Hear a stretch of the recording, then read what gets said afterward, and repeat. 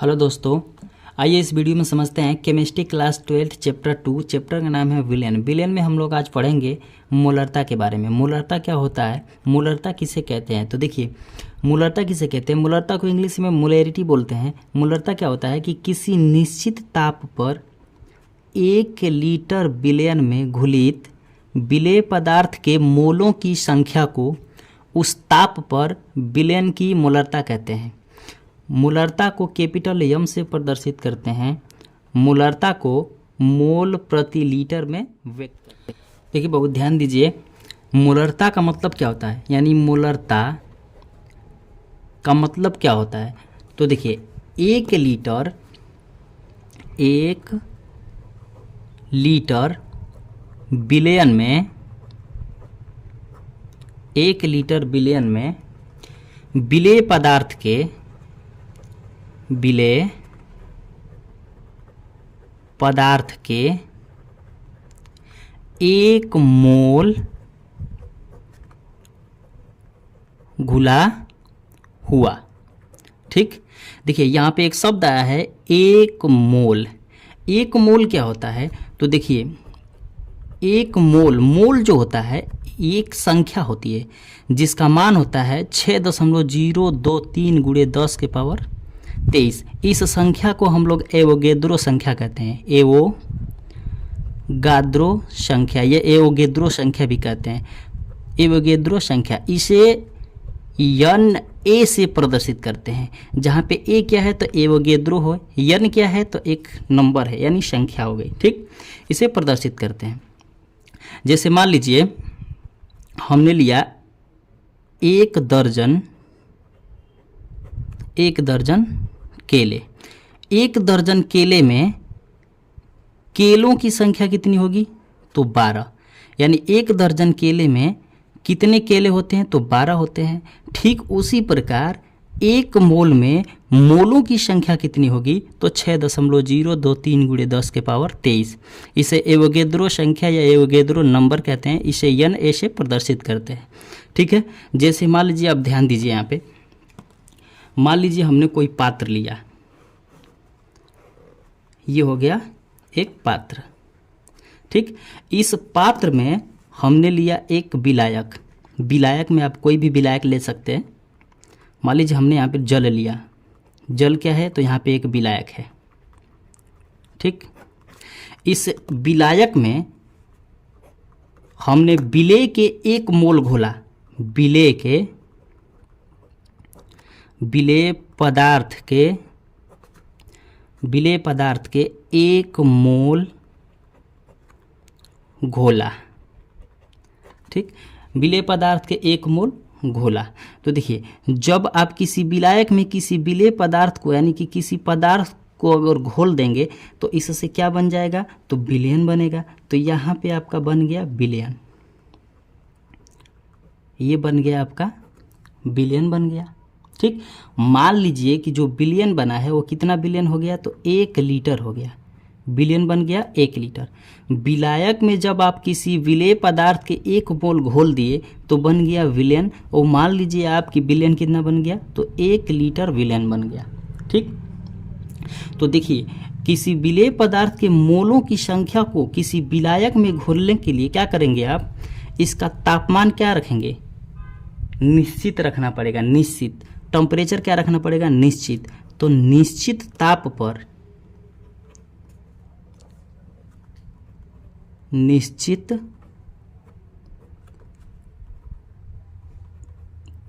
पर ही क्या करना है आपको, किसी विलेय पदार्थ का 1 मोल घोलना है किसी विलायक में। ठीक, मान लीजिए हमने घोला, विलयन बन गया 1 लीटर। ठीक, मान लीजिए आपका विलयन बन गया 1 लीटर। तो देखिए, अब विलायक में हमने क्या घोला है, तो विलेय पदार्थ के 1 मोल। तो अब बताइए, किसी विलायक में अगर आप विलेय पदार्थ को जब घोल देंगे तो कुछ ना कुछ जगह को कवर करेगा।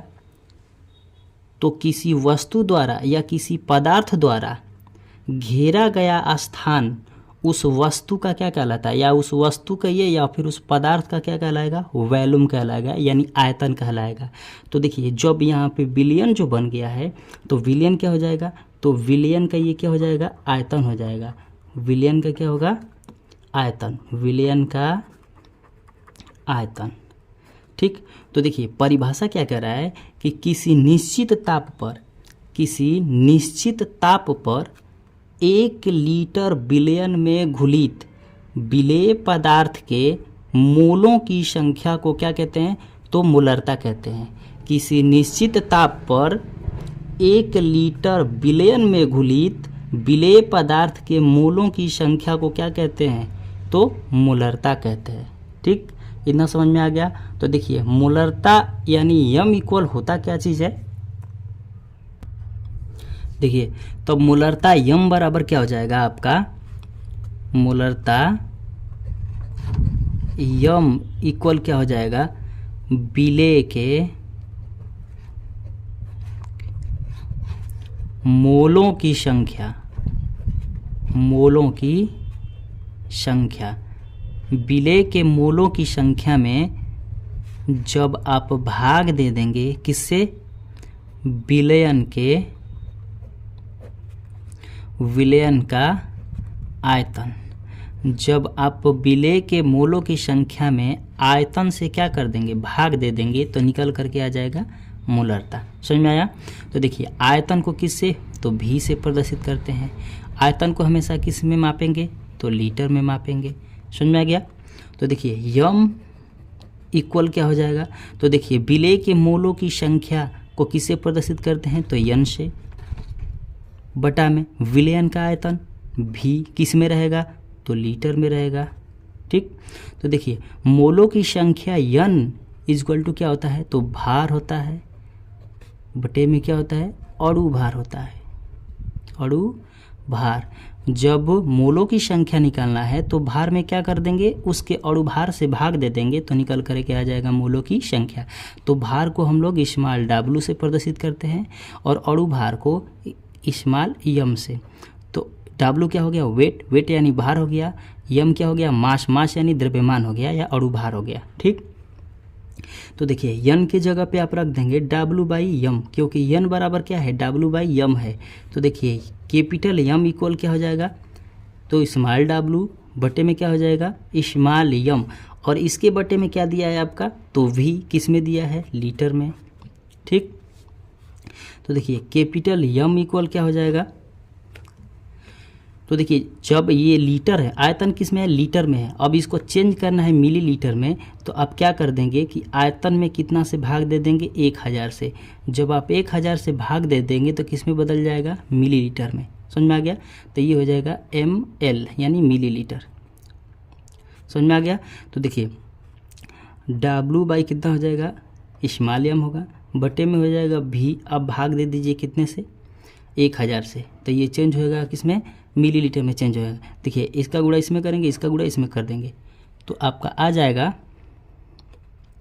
Capital M equal W into 1000 बटे में क्या हो जाएगा आपका m इंटू भी किस में होगा, तो ml में यानी मिली लीटर में होगा।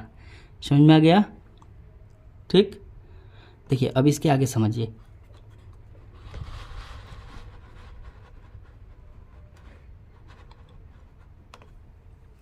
देखिए मोलरता बराबर इतना निकल के आ गया, ये आपका मोलरता का सूत्र हो गया। अब जैसे एक चीज़ आप ध्यान दीजिए, मान लीजिए कि मोलों की संख्या यन बराबर क्या होता है, W बाई यम होता है।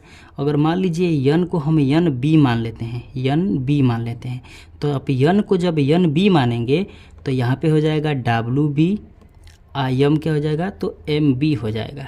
ठीक, तो आप इसको उठा करके रख देंगे तो मोलरता कैपिटल यम बराबर तब क्या हो जाएगा, WB हो जाएगा और बटे में MB हो जाएगा, इंटू यहाँ पे ऊपर हो जाएगा 1000 और नीचे होगा भी। ठीक, तो ये भी सूत्र जो है किसी किसी किताब में इस प्रकार भी दिया होता है। समझ में आ गया। देखिए अब जहाँ कैपिटल यम क्या है, तो मोलरता है। मोलरता, मोलरता को किस में व्यक्त करेंगे, तो मोल प्रति लीटर में। ठीक, अब स्मॉल डब्लू क्या है, तो विलेय का भार है। ये हो गया विलेय का भार। भार को किससे में, तो ग्राम में मापेंगे। ठीक, देखिए यहाँ पे क्या है, तो स्मॉल यम है। स्मॉल यम क्या है, तो विलेय का द्रव्यमान है, या इसको अणुभार कह सकते हैं। समझ में आ गया। देखिए अब यहाँ पे भी क्या है, तो भी क्या है, तो विलयन का आयतन है। विलयन का आयतन है।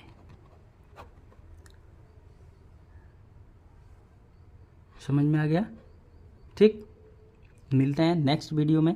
अगले पार्ट में आपको समझा देंगे मोलरता, नॉर्मलता, फॉर्मलता क्या होता है। ठीक।